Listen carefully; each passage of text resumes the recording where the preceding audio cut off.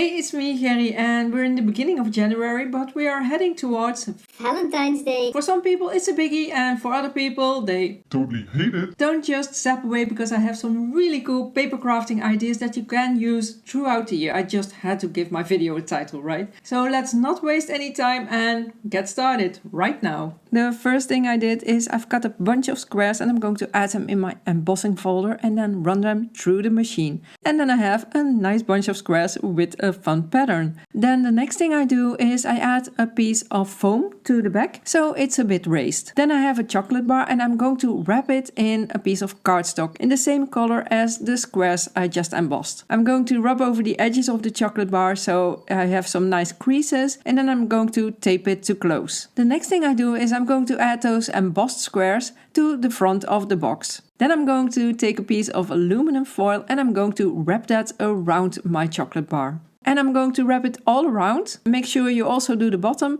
and the sides, and then just fold it around like you're wrapping a gift. And then I tape it to the front so it stays in place. Then I have a piece of pretty paper, and this is one of the sheets that comes in a pack in my Gumroad store. If you want to check that out, I have a link in the description box for that. And I'm going to add that around my chocolate bar, and then I'm going to start tearing. I'm just pulling it up, holding it down with my other hand so I don't tear off too much. And when I like the way the paper looks, then I'm going to pull back the aluminum foil and I'm going to fold that around to make it look like a ripped piece of paper and backing from a chocolate bar, revealing those little cubes from the chocolate bar, the paper one. And this makes a really cool gift wrapping for a piece of chocolate. Maybe you don't have an embossing folder, then just take some regular squares. This will give you some dimension as well. Then just finish it with a cute label with a fun word, and this makes a really nice gift. Now maybe you're saying, I don't do gifts, I'm a card maker. Well, you can do that too. So just take a card, add some squares on that. Next I have some tape on my card and I'm going to tape the foil to the bottom, to the sides and the middle of the card. And this will hold that aluminum foil in place. I just fold it around and then I rub on it so the aluminum foil sticks to the tape. I'm tearing off a piece of the foil so I can see better what I'm doing. And then I'm going to add one of those pretty papers again. This is also one of those papers that comes in a pack that I have in the Gumroad store. And then I'm going to just wrap that around my card again, taping it to the sides and to the bottom. Next I'm feeling where my squares are and then I'm going to tear my paper. I make sure to hold it down with my other hand so I don't tear off too big a piece. And once the complete piece of paper is torn, I'm going to pull back that aluminum foil to give this the look of the wrapper pulled back. I'm going to add a little bit of tape underneath the foil so it stays in place. And then I'm going to add a cute label here as well. And there you go, that makes a really cute wrapper for a chocolate bar that you can make in any size, or a chocolate bar card. Besides a really big paper chocolate bar, you can also make a really tiny one, like this, with a drawer inside and some space for a secret message. Now these I made in another video that I think more people should watch, and I will add a link in the description box below this video. And then next I have two squares. I cut some hearts out of the middle and I'm going to switch the hearts to add a pink in the silver and the silver in the pink. And I'm going to add a piece of foam to the back. If you don't want it too thick, then you can also use a piece of paper to the back. That will work as well. And to give it a really pretty finish, I'm going to add some glossy accents. And I'm going to put that aside to dry. Next I'm going to work on my card, because I'm making a card now. I have a piece of craft plastic and I have some strips in the same size as my plastic, and I'm going to add the long strip to the long side of the plastic, obviously.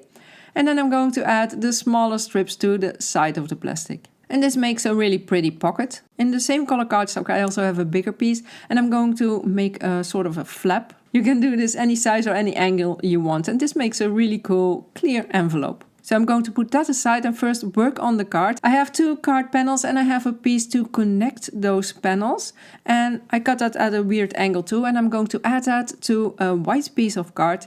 And I'm going to wiggle cut it to give it a nice funky edge. Now you can use your, what's that called? Figure scissors or something like that. I don't have those, so I just wiggle cut. But you can use any other tool that you have for this too. Then I'm going to add one of the card panels to the back of that middle piece, the connection piece, and I'm going to remove the tape backing. And I'm going to layer my next panel on top of the first panel. To line it up, I'm adding my second panel on top of the first one, and then I fold the connector piece and remove the tape backings again. Next I'm going to add the envelope on the left side of the card, and the reflection is so horrible. Sorry for that, it's so annoying, but well, sometimes really fun to work with craft plastic, so you can't always avoid it. So I'm adding my envelope part. Then I'm going to add the flap at the top, pushing it under the envelope and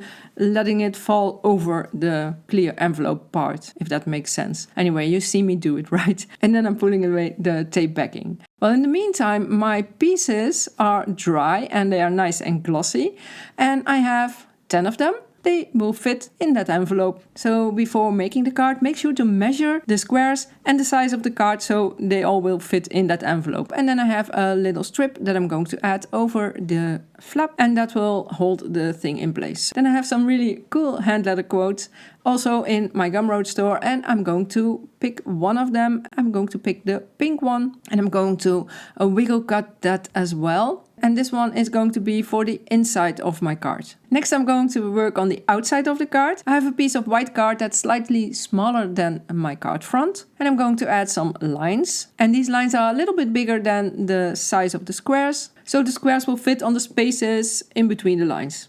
Make sense? Yeah? Okay. Then next I'm going to add some letters. Because, as you may already have noticed, this is going to be a Valentine's version of Tic-tac-toe. So, I'm going to add some words, and my words are, you and me, let's play. Then I'm going to finish those cross lines or intersections, or what are they called, or is that for a road? Anyway, with some hearts, which makes it a little bit more cute again. And then I'm going to add that complete panel to the front of the card. And then I'm just going to test it with my husband. And that totally works, so how cool is that?